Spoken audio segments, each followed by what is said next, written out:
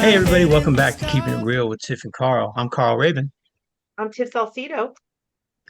and today we are joined by a friend and a colleague and dare I say inspiration, and Matt Franklin, who is of Miwok Nishinan descent and is an enrolled member of the Miwok tribe, as well as a member of the Franklin and Blue families of Northern California.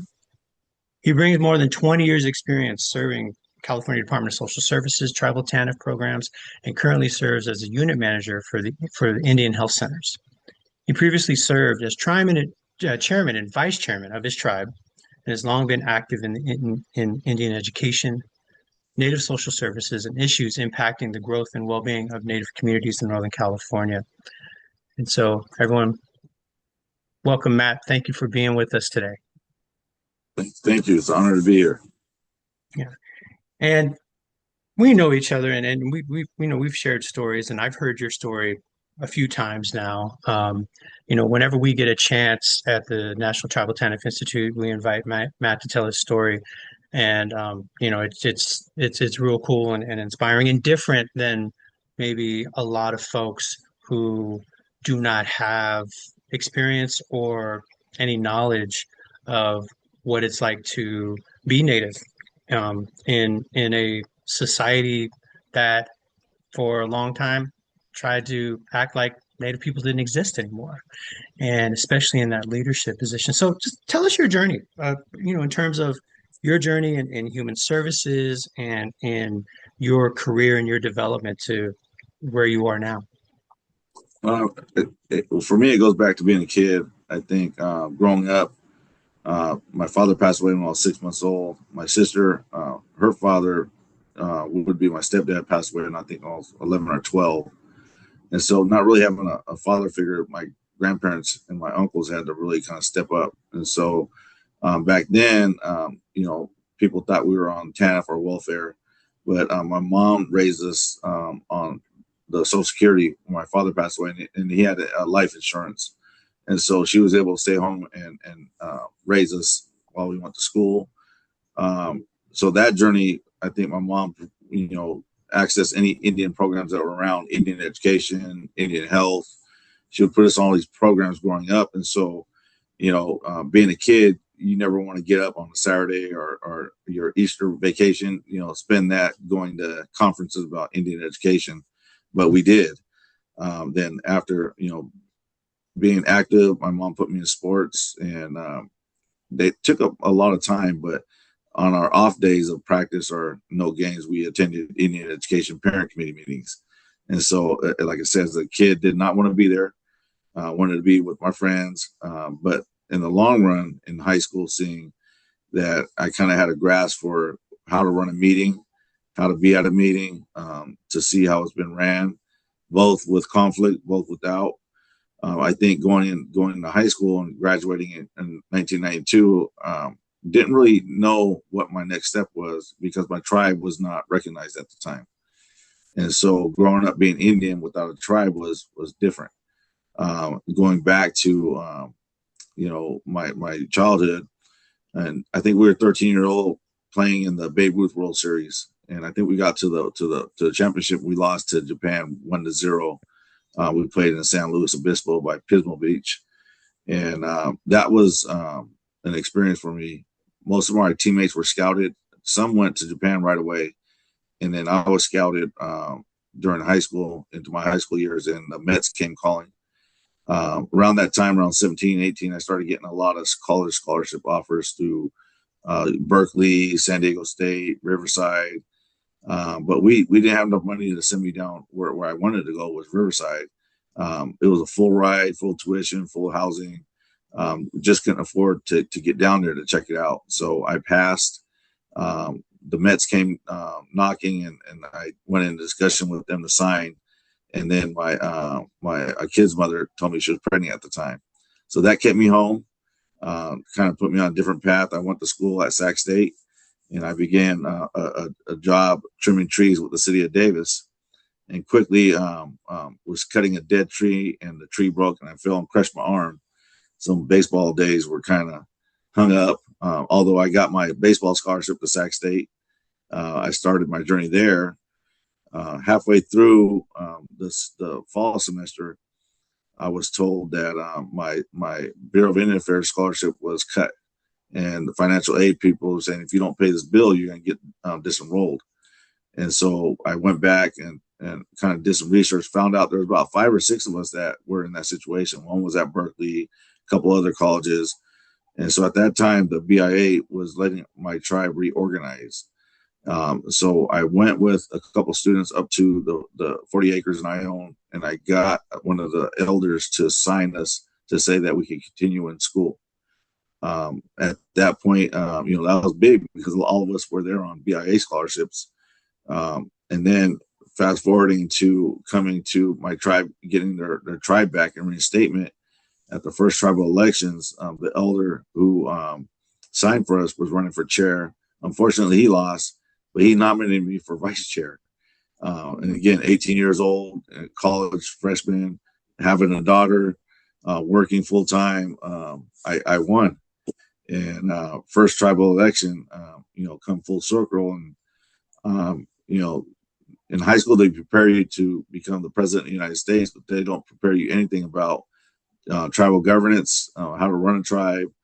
And that's when I kind of fell back on these Robert Rules of Orders that I knew from Indian education. Uh, Healthy Start Parent Community, Head Start Parent Community. My mom had us fully ingrained in all those programs. And so I kind of just took little bits and pieces and started listening to what my role would be going forward. And so, I think if I wouldn't have got hurt, or if I wouldn't have had a daughter at a young age, I think all my friends that were on that path became pro athletes. One played in, I think, Lakers G League. One played for the Atlanta Falcons first year in the Super Bowl. Another played for the Brewers. One played for the Cavs. So I'm pretty sure I would have had a high percentage to make it in the league, and would have been on a totally different path than what I am now. But like I said, growing back up to childhood, my mom took us to every big time, to all the powwows, kept in touch with our family who connected us with our traditions and cultures. And so I had that growing up. And so fortunately, with that background, I wasn't searching for who I was as a native. I was just trying to make sure that no one knew who we were, because it was still a time that you couldn't say you're native. But going forward, had a really strong foundation about who I was at that time. And so as my daughter was born, she was quickly danced into the tribe, and she was dancing from birth. Unlike me, she was just ingrained in it from the get go. So that's kind of how I start my journey off.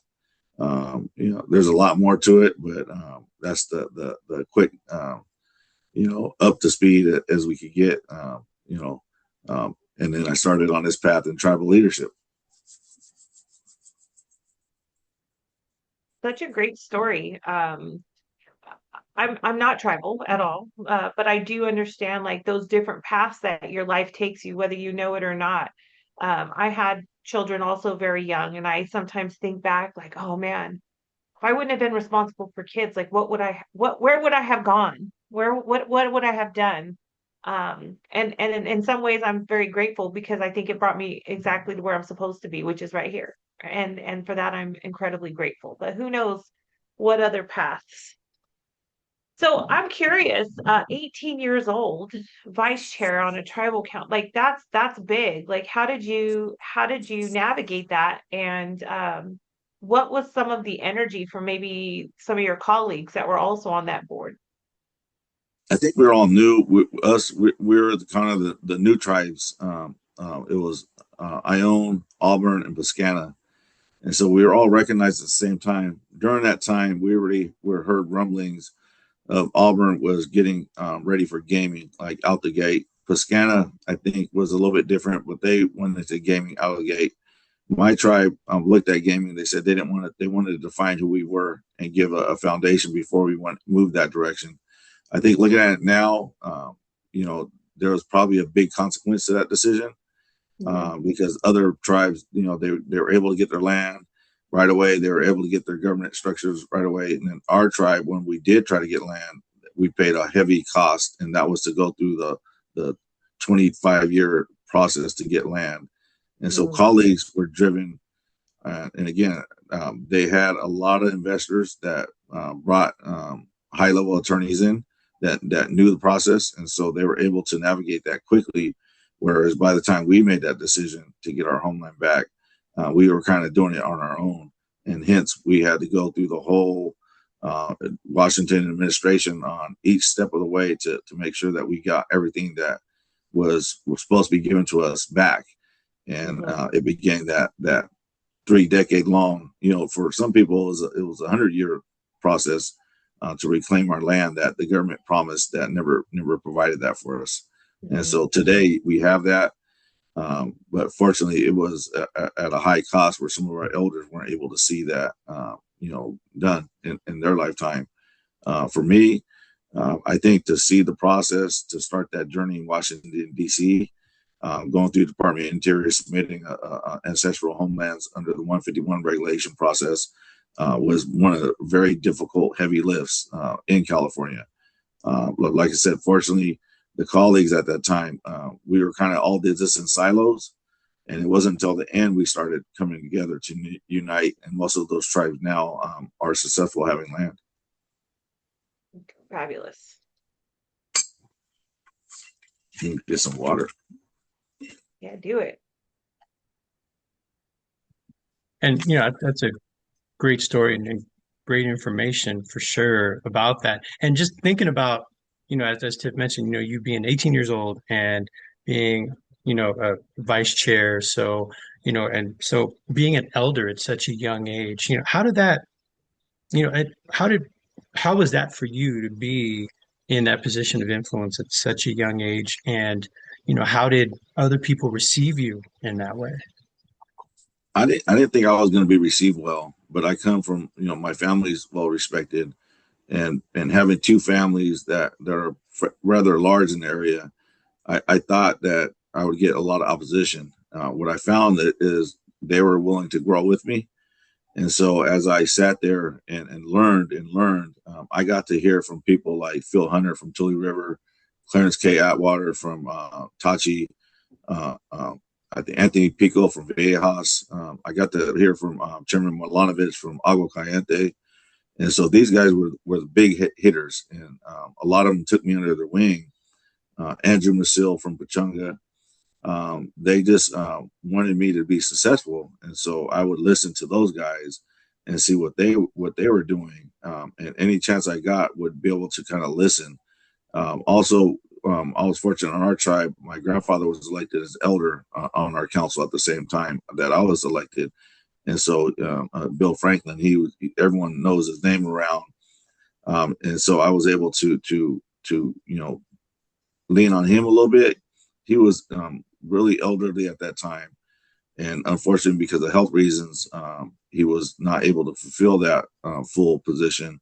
And then once he left, the tribe took the elder out off the council because of the quorum issues. And so, there was nobody kind of my age in council around that time. They were a little bit older than me, and so I was the youngest.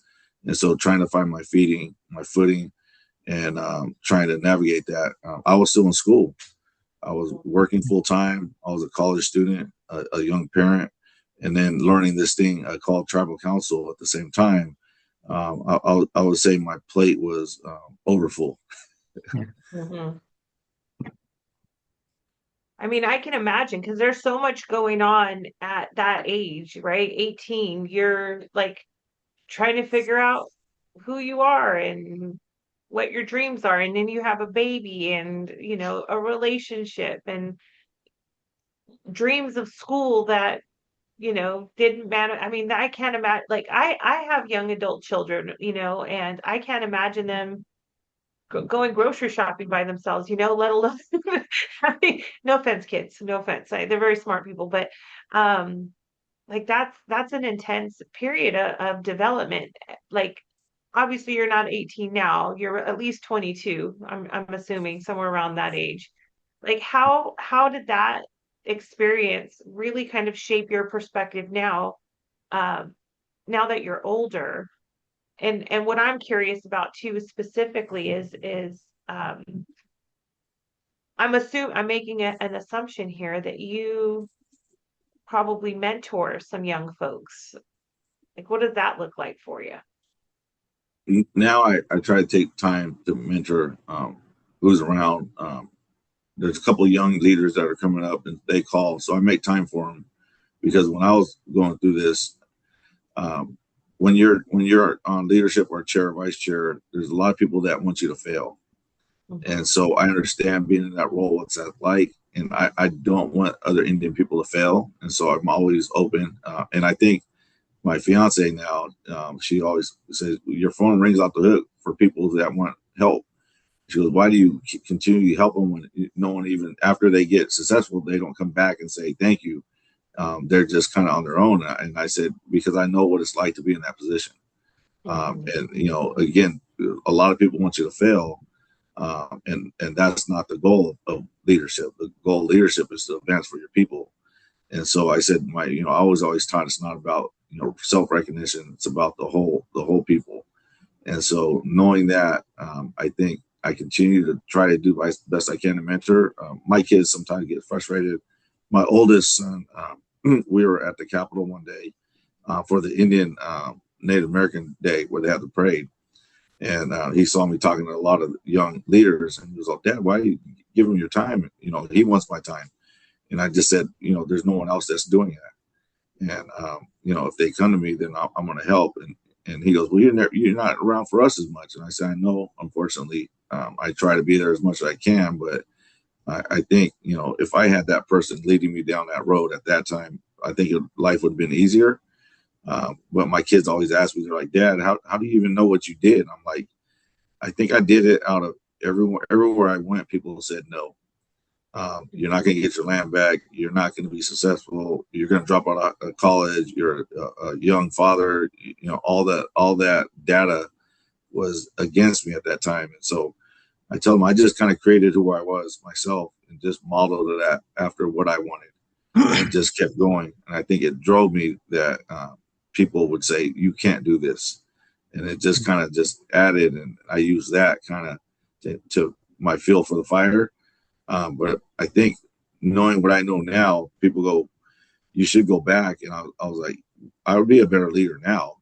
Of course, yeah. Knowing what I know now and knowing the process and relationships that I built, I'd be highly successful. But I wouldn't change a thing. I think at that time I was young. I had energy. I had a motivation to succeed. Nowadays, I think I'm just happy just watching people being able to come out in their ribbon shirts, their ribbon skirts, um, necklaces, jewelry, and be happy that they're native, be proud. Back then, it wasn't like that. Mhm. It was like we still had to be careful. And I kid you not, when I was elected to the first chair of my tribe, there was an opposition in our tribe that said they were the real tribe, and they had opposition with the former chair, and they were constantly saying that this council was not the real council. So my first week in chair, I walk into you're on the newspaper of every English speaking print in the United States, and they're talking about how we're not the legitimate council, and so I think I looked there, and that was kind of scary. And at that point, you either step up or you fail. And so I just kind of remained calm. I answered what I could, and I just basically said that we had a vote of the people. The people voted for this tribe. The people voted organized, and unfortunately for the other party, they had maybe 5 followers, and we had a 600 member plus tribe behind us. And so I just kept my head down and did the work. But opposition at every level. I remember when we initially put in the application for fee to trust to get our tribe back, and the county was not welcoming. They did not want us there. They did not want us purchasing land. They created a thing on the internet. It was called One Nation Under God Against Indian, and they put my picture on there, and they had a bullseye with my picture crossed out. Uh, um, you know, the area that is up where I'm from is very rural. There's a lot of anti-Indian stuff, and Yeah, there's unfortunately I found out they still have a KKK around the area, and so I would get little leaflets and little do not come back around this kind of town, kind of so to speak, in my window a lot. They found out where I live, and we get hate mail to the house. We get hateful phone calls.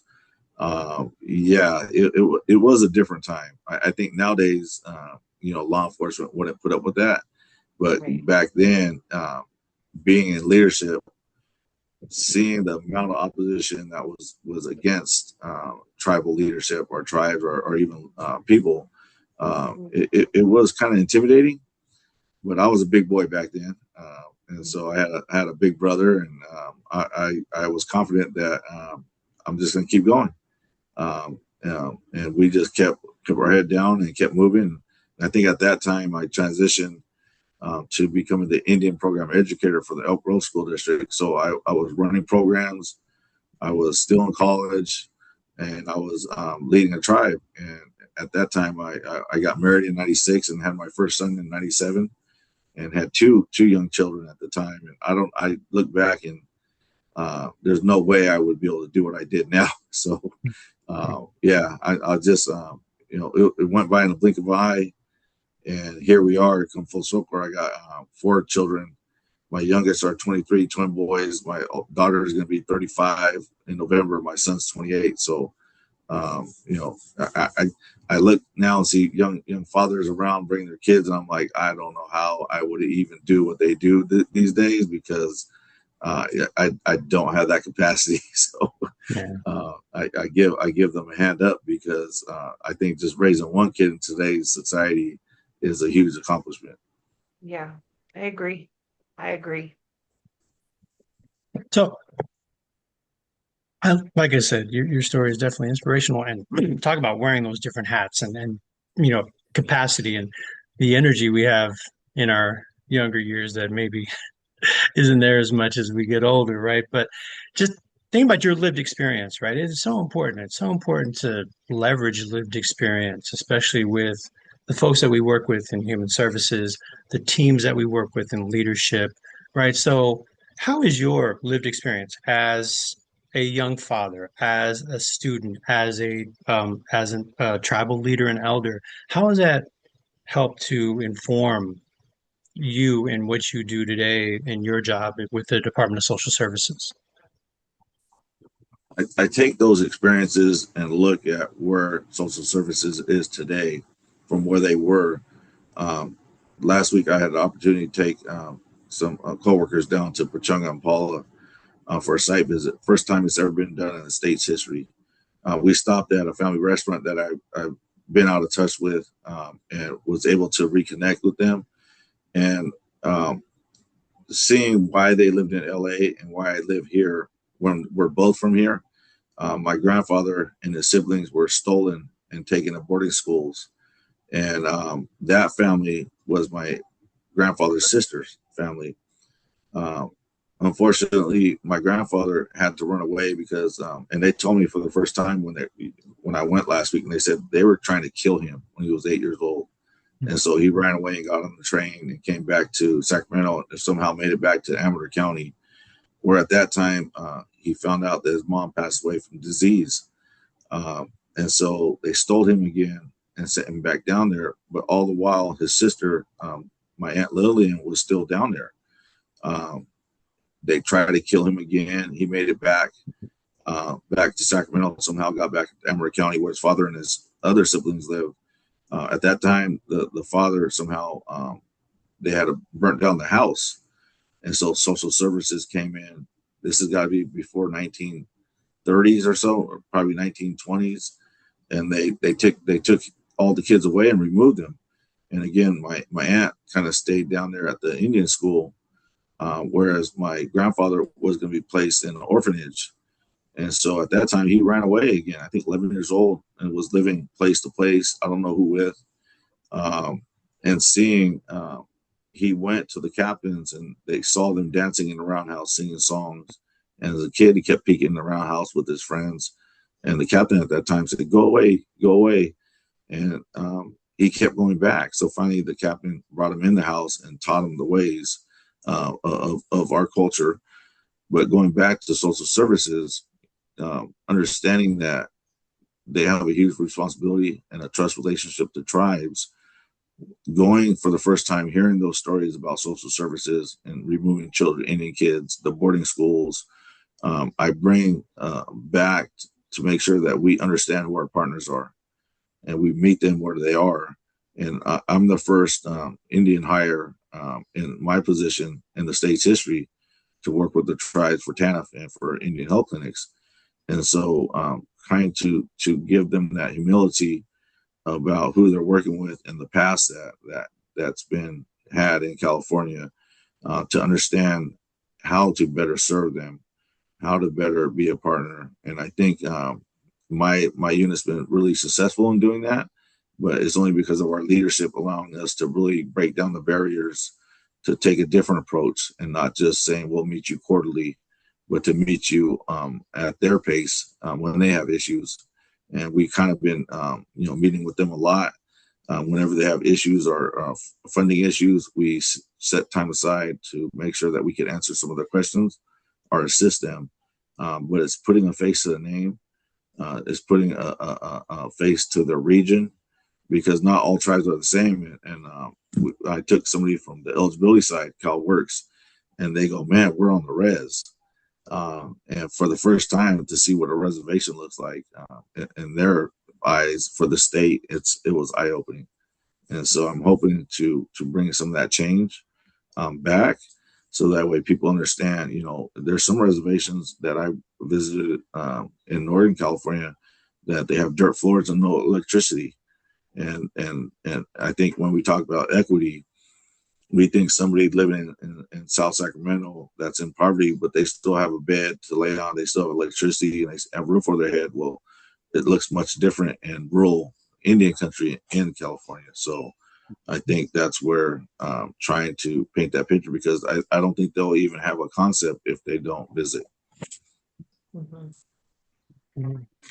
Which is going to kind of lead me to that next question. And yeah, I've been I've been given a tour of the Pechanga Reservation, which it was so interesting, and it was such a different experience than what I was expecting, just because they are a gaming tribe and have been established in what did they have the largest resort outside of Vegas and west of the Mississippi, right? And just to see the services that they have and the amenities, but then also just how people live, and it's just it might be different. So if people were coming in have never had experience being on the reservation and seeing how people live, they may have a different understanding of what it is, which is the whole reason for ICWA. People would come in if there's any sense of deprivation, having dirt floors, no TV. Oh, we can remove your kids. Oh, that's not how it works in Indian country, right? So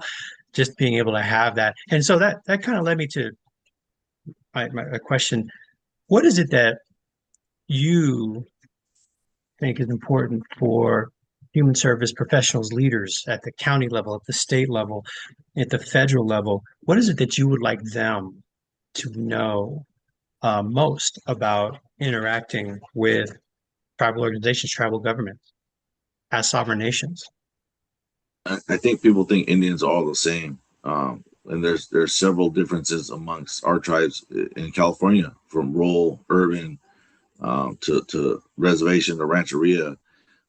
Membership wise, I think when people think about Indians, they think about the plains, and we're all thousands of people. Where in fact, the rancherias, we have anywhere from 500 to 600 members, and California, 600, 800 members is a large tribe, whereas outside of California, you're talking about 30,000, members or more. We're Navajo and up north. But in California, I think the largest tribes that we know is Tule River, Hoopa, Yurok, the tribes that weren't terminated that were remaining. For all of our other tribes, to understand when you work with them, you got to understand that each person that's tribal has a historic trauma to them. And what does that mean? It means that when I talk, I introduce myself and I say my name is Matt Franklin, and I speak a foreign language on my ancestral territory. and they don't comprehend that, and they don't understand why it's important. Well, English is a foreign language to my homeland here in California, and they Mhm. think English is that's where it all started. No, it did not. And with that strip of the land, taking the language, the culture, the traditions, I think now the stereotype is all California Indians are gaming casino Indians, and that we can do and buy whatever we want. Well, you can't buy culture back. You can't buy the language back. You can't buy your people back. Well, I know we're doing our best to do that, but at the same time, we're again growing up without a tribe. We're decades behind the tribes that never got terminated. And in California, I think what kind of resounds heavily with me is in the 70s, there was this lady named Tilly Hardwick, and she sued the government because they wrongfully terminated these tribes. And I think 40 to 41 tribes or more, I could be way off, were Mhm. reinstated under that case law. And they got the recognition back. And so a lot of tribes that were terminated slowly are getting the recognition back. The crazy thing for me is I know Tilly Hardwick's granddaughter and her great granddaughter, and they're not enrolled in the tribe. Oh, Yet that wow. language that they use to get tribes restored and for them to be unrecognized is there's still that, and no one would know that. So when you come in to meet with somebody, a social worker or somebody in social services, you think, okay, they're Indian, they're okay. This We have over 50 tribes that are unrecognized by the government. We have 40 some tribes that are state recognized that don't have services from the federal government, that don't aren't eligible to receive these services. And so it's an uneven playing field. And then when you get to the recognition, you have the haves and the have-nots. You have the gaming and the non-gaming. And so there's all sorts of different levels, all sorts of different complexities for each tribe, and how they work with you. Some tribes still are not comfortable with meeting with the state or a government official because of the institution. And so there's a lot of barriers that need to be breaking down. There's a lot of issues that need to be discussed, and I think how you do that is bringing them to the table, making sure that. And I spoke to that in my keynote. Is you know you need to take that seat back, because if not, decisions will be made for you, and they don't understand how that's going to impact your community. So, pretty big on trying to make sure that we're out doing what we need to do.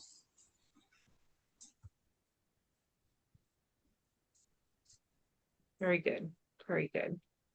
If you if you had to give advice, I've heard you talk a lot about, being the support that you needed when you were coming up, right? Giving that time and energy to help other young leaders succeed in a very complicated, right? Very complicated environment, especially dealing with, native rights, sovereignty, equity, all of those things that happen in these tribes.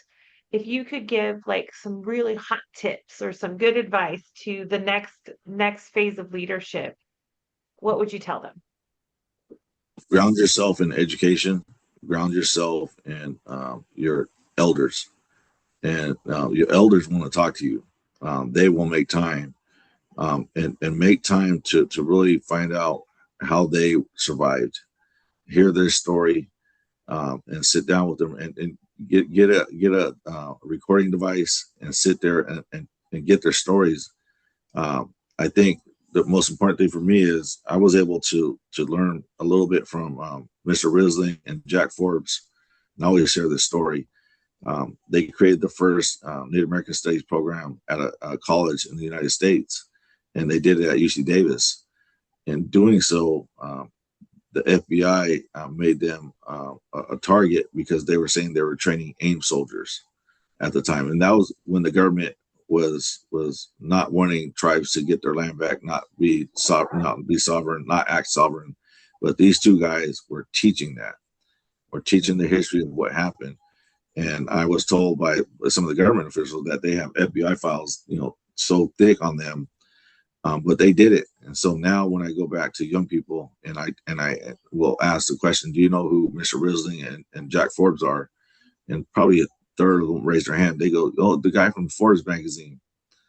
and they don't know that story. They don't know that history, that the people who paved the way for us to be here, that have Native studies for our children to go to campus and learn from, was started with those two guys. And those stories are everywhere up and down the state in the country that people don't take the time to learn. And so you feel like you're creating something on your own without having a foundation. Well, that these people, like my uncle, they went and they took over Alcatraz. You know, we go there every year as a sunrise ceremony, but no one's talking about who did that. No one's talking about those individuals who sacrificed to live on that piece of land until they declared it Indian land. And there's stories like that. Our elders are still alive, can tell those stories. And so, but going to the other side, fortunately, my kids are learning our culture, and I shared a lot of that with them singing. My son just danced for the first time 2 Fridays ago. And we sit and we have a lot of talks, and they say that our culture now is gate kept, and that people don't want to pass it on. Like only the certain people that have that knowledge will not share it with other people. And so even within our communities, you know, when we're trying to teach, it only goes so far. And so kids out there that want to learn this stuff, they need to go out and start seeking out the people who have it. Because, you know, again, if it's becoming closed doors and we only go out and share so much of it, that's going to be lost too. And so, and that's not the history that's written down. That's not the history that's recorded. That's the history that's passed from one person to the next. So I'm fortunate that my kids are all learned it and understanding it and carrying that on. And they joke with me. They go, "Dad, we know that if you didn't have kids, you'd probably be a millionaire living somewhere in another big city." And I look at them. I said, "Yeah, you're probably right, but I do have kids." And they understand the sacrifices that come with being a parent, you know, now. And they tell me, they go, "There's no way they could raise a child today." And so they're looking at that too. And they're cognizant of, this is a society that we're growing in California, that the first people are being priced out of. The first people can't afford to live on their ancestral homeland. And that's real. And what do we do with that? You know, we know this, but what are we doing to help our first people live on their ancestral homeland? I don't think we're doing anything about it. You know, we're not addressing the elephant in the room, and that's our people now have to move away off their reservations, off their homelands, because they can't afford to live there.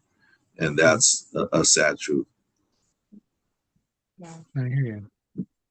And, you know, that, amen to that. And, you know, and it's interesting you mentioned AIM. You know, if you go to Alcatraz every year, if anybody's ever been to Alcatraz, you know, there's still the sign that says Indians welcome, right? Indian land. And if you get the right ferry driver, they'll actually take you that side of the that side of the island so that you can actually see it. So it's pretty cool.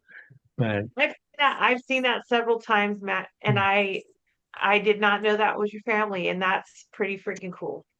yeah, amazing. That's pretty freaking cool. The So one Matt, person, go ahead. I'll say the one person who helped me a lot, my uncle Alan, who was part of the Alcatraz takeover, who's part of the DQ University takeover for the land. He I model a lot after him because, like I said, my dad, it was my uncles who stepped up, and he was proud to be Indian during that time. He taught us the stories. He taught us the culture. He was murdered in 2001. We were at the California State Indian Conference at Sac State, and we all looked around. He attended every dance, and we noticed he wasn't there. It was a Thursday night. I remember our Thursday afternoon, we were dancing, and we got through the dance, and I think I went home, and I just had bought my first house not too long before that, and settling in, feeding the kids, and I get this, you know, I hear the phone ring, and I hear my kid's mother just screaming, and she just runs through the house, you know, Alan's dead. I'm like, what's going on? So I rush over to his house, and I found my grandparents hysterically, and I found my uncle murdered in his home in South Sacramento. Leading up to that, you know, arrest was made, but it was the wrong person. Going through now from 2001, 2015, they found fingerprints, they have DNA, they have a suspect. About 2000, around COVID hit, the sheriff issued an arrest warrant finally to arrest the suspect that they believe committed the murder. We didn't know at the time that the arrest warrant weren't issued. We were told to gather at the cemetery that the news people were coming out to do media the coverage of his case. And so we're going through and we do deal all these stories. And then we have a meeting with the DA. We're thinking they're finally going to do something. And the DA's chief of staff said that they're dropping the case. And we're like, what? Why? And they said it's not an 80% chance of conviction. And so we don't have all the evidence to do so. And this is years and years, somebody who was instrumental in getting Alcatraz and DQ and all these things in South Sacramento. Um, you have the suspect, you have everything you need for a conviction, but you don't go to prosecute. And so the whole MMIP thing is real. He was the one who helped me say, am I going to go for counsel again? And he was the one that I would go to if I wanted to go put in for a job. And I would sit there. He would never give me the answers. After talking to him, I got my own answers. And so this was somebody that was instrumental in my life. But again, you can see how in a silo, Indian issues are still Indian issues over here, and we can just put them away because they don't affect regular society and what that looks like. Because he's Indian, we're not going to solve his murder. But it's unacceptable on the things that still happen in this world. It's totally just blatant disrespect that the DA chooses not to take the case. In Indian country, it's an epidemic. Just unseen numbers about how many people go missing, how many people are murdered. And we have one arm tied behind our back because of Public Law 280, where tribes can't convict for criminal acts. So if tribes did have the authority to issue arrest and convict on their own ancestral land, I think things would be different. But again, we still have these things in place where tribes cannot take advantage to help people that are off the reservation because of some of these law enforcement issues. So just want to throw that in there because he was a big part of my journey, going to school, being a leader, just that family support when I needed it. And then you take that away. I think that's where I kind of struggled during that time. Yeah. And I could see how his influence is influencing you now with young leaders. Like you said, you take the time, you stop and have those conversations. I mean, to me, it just sounds, hearing your uncle's story, that's who you are to people. And so, that's definitely a blessing. So, definitely appreciate that. So, And I know you were talking about the historical trauma, but the trauma is still happening today. You know, it's still happening today. And I think that for many people, it's hard to believe that, the things that happened in the last century. We've all heard about the boarding schools and, obviously there's television shows that dramatize it and try to show that side, but it's real life and it's happening in real life. And I know I've been paying a lot of attention to all of the missing persons and all of the indigenous women and children that go missing that they never make national news. and Never what's make scary national. and what's really sad is that it's national news now, and all of a sudden people are, oh wow, we didn't realize there were so many Black and Native girls that go missing, but it's been happening for hundreds of years. It's just finally, right? And so people are just getting the opportunity to hear about it, and that's definitely something that a lot of people who do not have experience or just listen to go through life just at the surface level and really have never taken a chance to really stop and hear people and get beneath the surface and really understand where people are coming from and their perspective. And that's such a powerful thing. And that's why, your message is so powerful, Matt, to be who you are and where you've come from. And, I've seen your keynotes, I've seen your pictures with President Clinton and President Obama, and, and how you had to do that at such a young age, right? And to where you are now. And like I said, a resource, a friend, and somebody who's going to try to keep the A's in Sacramento. That's my last question, Matt. I know Shingle Springs is buying up lots of land in downtown Sacramento. How can we put together a consortium to buy the A's so they don't have to go to Vegas? Vegas can have their own team. But actually, with that Sacramento pitch, Auburn and Shingle Springs put up 500 million apiece for that new stadium. So they doing exactly what you're saying. Wow. Unfortunately, the A's are leaving, but I think we're hoping that they revive that Sacramento Solon Yeah. team and bring a major league team back to Sacramento. But I think we're in a territory now that's new. Tribes are reclaiming their territory. Tribes are reclaiming their land, and it's a beautiful thing to see. To walk downtown Sacramento and see a picture of my grandfather on buildings.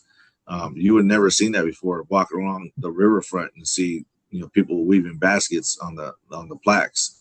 Yeah. Before as a kid, it wasn't there. But with that new age, we're losing the things that we relied upon. Like we wore clamshell necklaces, and with gaming that's came along, the people that make the clamshell necklaces, like for me to get for ceremonial dance or for to wear during a speech, the prices went from like 400 to 2,000. And so we've been trying to look for shells. And my son just came back from a competition where he was rowing in Long Beach, and they won. Um, but he stopped at a shell shop where they used to get these shells, and unfortunately, I have it right here. These are what our clams shells are made of, our necklaces. And so to go and to drill each one, to put them on, and rub them out against the rocks in the water to make a beaded shape. These aren't available to get anymore, and so I think they had 10, and you need like maybe probably about 20 of these to make a necklace. And my necklaces, when somebody passed away, I gave them all to the burial and buried them with. And so I don't have any more of my clamshells. So I have to either make them or go buy them. But my kids are really, really researching about how to get our resources. The abalones aren't available no more. The clamshells aren't available. The flicker feathers aren't available no more to us. And those are the things that we need to continue our way of life and our way of ceremony. But if these things aren't readily available, or they're at a higher price where you can't afford them, I don't know how this next generation is going to navigate continuing our resources. And with that, what I'm getting at is Assemblyman Ramos has this new bill, 1881, which will allow us to go on state property to gather resources, to gather medicine, and to conduct our ceremonies. It was met with high opposition. The League of Cities opposes, the California Association of Counties opposes, the California Chamber of Commerce opposes. And then it went to Senate desk, and the senator said, if you don't make compromises, then that bill's going to die. And we're like, compromises? We've been compromising our whole life. What are you talking about? This is not taking the land. This is allowing access of our ancestral homelands to gather and pray. And you want to take that away? And then one lady, I was there at the judicial committee hearing, and the chair had to leave. So the lady, another assemblywoman or senator, had to chair the meeting, and she goes, "Why don't you guys just evolve like the rest of us?" And I'm thinking, and so the assemblyman had to explain that the laws that were just on the books are still on the books. In the 70s, you were allowed to hunt a California Indian and kill them and declare game, and you would not be arrested for murder. You could say you were just hunting. Those laws are still on the books. There's Yeah. not been advancement of any legislation that now has changed that. And then with this new one, 1881, that will allow us to go back and get our resources that are being depleted. Yeah. And so again, that one arm behind the back, that's where my kids are right now. Left, they're like, Dad, they only got 7 shells, and I need this amount to make a necklace. So we're gonna have to put all our resources together just to make one necklace when we're trying to prepare for 3. And so again, going out and gathering, you got to have a license. You got to be at the right beach. There's a lot of many barriers um, for them as young Native people to get these resources. And again, if you don't have the resources financially, you just can't go buying from a vendor anymore because they are at $2,500 starting price, and that is a lot of money for somebody that is just trying to do the right thing ceremonial.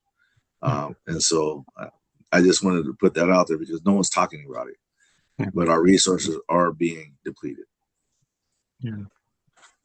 Yeah, I hear you. And those laws you mentioned, anybody just ever wants to Google California vagrancy laws, that were created in the 1850s and 60s that are still on the books in a lot Yes. of places. So absolutely.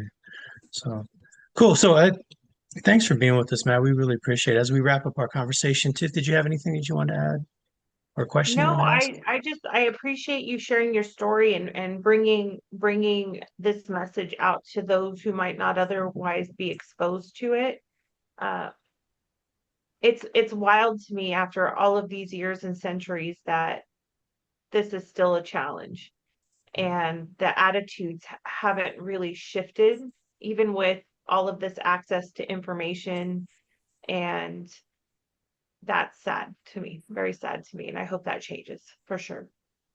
I think the end message is, I know we always want to hold our council members accountable, but it's much easier probably to run for public office than tribal office.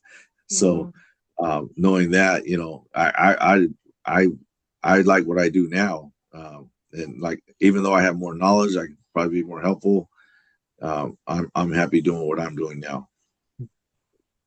Well, Good. we're glad that you're doing what you're doing now, and we definitely value all the all the advice, all the resources you provide us, all the ways to make our tribal programs in our jobs,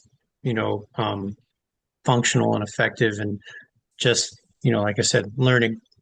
So my ears are always open. So I definitely appreciate you. And thank you so much for being here. Yeah. And everyone, thanks for listening. And let us know what you think. I mean, if we're whatever platform you're listening to, whether it's on, and I won't name them because I don't want to get in trouble, but just whatever platform you're on, or if you're on Instagram, if you're on Facebook, just let us know what you thought. Any questions you might have, Matt's just a text message away, right? And I might see him on Saturday at a Voice to Men concert. You never know. But oh, last place. Where can we reach you? Where can we find you? Where can we find more information about, what you're doing, or it maybe elevating something that's important to you? I usually use my email. It's mattmiwok@yahoo.com, MATTMIWOK. And whoever is interested in, getting access to workshops, dances. I get a lot of requests now. Where's the next powwow? I'm more than happy to share that information out because I know O'Neill Park is coming August 7th through the 9th, and then Shingle Springs big time, and then you start with Tuolumne, and it goes all the way down to Chaucer, California Indian Day, and so there's a lot of events coming up that people have access public. That's open to the public, and people are always kind of intimidated. Well, there's a lot of Indians up there. We're please come enjoy, eat our food, get an Indian taco, and watch us. Have our ceremonies. They're open to the public. I just had my first Indian taco in Arizona. I had two Oh, different ones. First one, I was like, this ain't it. And then I said, but I'm gonna give it another try. The second one I had, 10 out of 10. I'm a fan. Huge. must have Loved been a it. fry bread house. It was actually at a state park, believe it or not, Okay, but there was a native woman making them there, and we were at the Painted Desert Petrified Forest, and they have like a little center there, and it was the best. I loved there it. you go. Good to hear.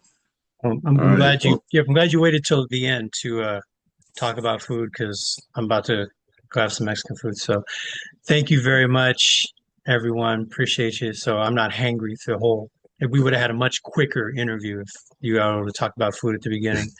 But thanks again, Matt. Really yeah. appreciate you. And until next time, I'm Carl. I'm Tiff, and that's Matt.